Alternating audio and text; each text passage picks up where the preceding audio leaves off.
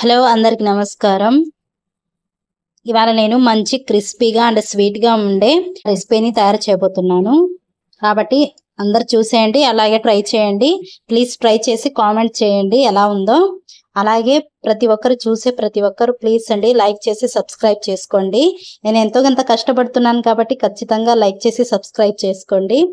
Okay, ఈ కోసం నేను 1/2 లీటర్ మిల్క్ తీసుకున్నాను.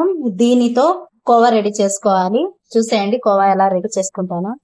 తిప్పుతూ కలుపుకుంటూ కోవా రెడీ చేసుకోవడం చాలా ఈజీ. అంటే బాగా అంటకుండా చూసుకోవాలి. ఫస్ట్ అడుగు అంటితే మాత్రము చేదుగా అయింది. ఇప్పుడు రెండు మూడు పొంగులు వచ్చేసాయి. ఇప్పుడు నేను షుగర్ యాడ్ చేసేస్తున్నాను. నేను 1/2 లీటర్ తీసుకున్నా కాబట్టి ఒక బౌల్ నిండా షుగర్ యాడ్ చేస్తున్నాను. అదండి, ఇంకా పిండి కలిపేసుకుందాం. దానికోసం ఒక 1/2 స్పూన్ కొంచెంగా వాటర్ యాడ్ చేసుకొని పిండి ఎలా రావాలంటే జ్యూసీగా రావాలి.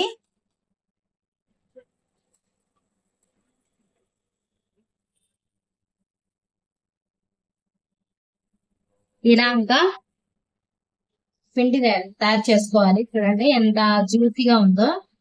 ఇలా జ్యూసీగా రెడీ చేసుకోవాలి. ఇంత జ్యూసీగా ఉండాలి. 1/2 లీటర్ పాలు 1/2 లీటర్ దాకా మరిగిపోయాయి. ఇప్పుడు ఇందులో ఉప్మా రెడీ చేసుకుంటాం. సూజీ రవ్వ అది యాడ్ చేసుకోవాలి.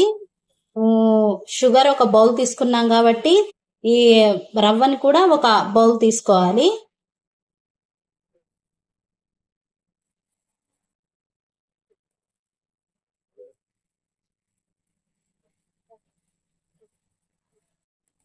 చక్కగా రెడీ అయిపోయింది. ఇది కొంచెం గట్టి పడాలి.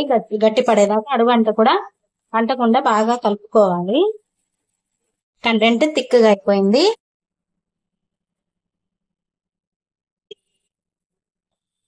చూడండి, ఇంకా కంటెంట్ ని రెడీ చేసుకుంటున్నాను.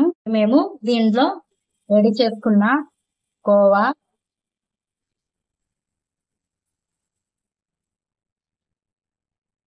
వన్ బనానా పీస్, కొంచెం సాల్ట్ అండ్ పెప్పర్ యాడ్ చేసుకోవాలి.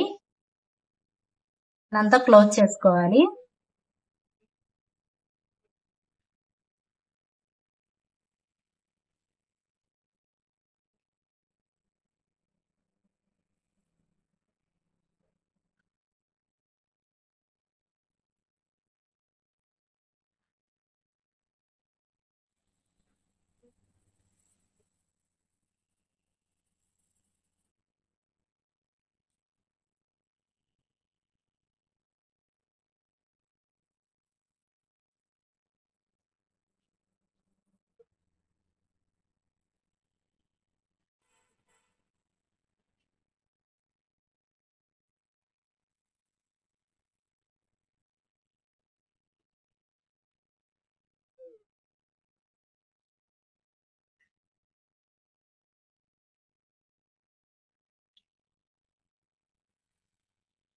మొత్తం రెడీ చేసేసుకున్నాను.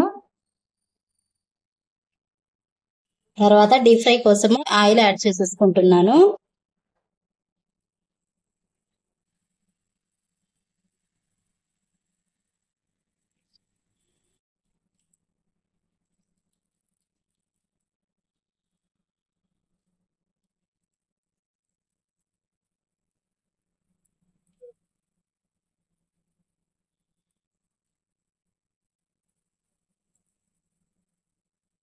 లేత గోధుమ రంగులో వచ్చేదాకా డీప్ ఫ్రై చేసుకోవాలి.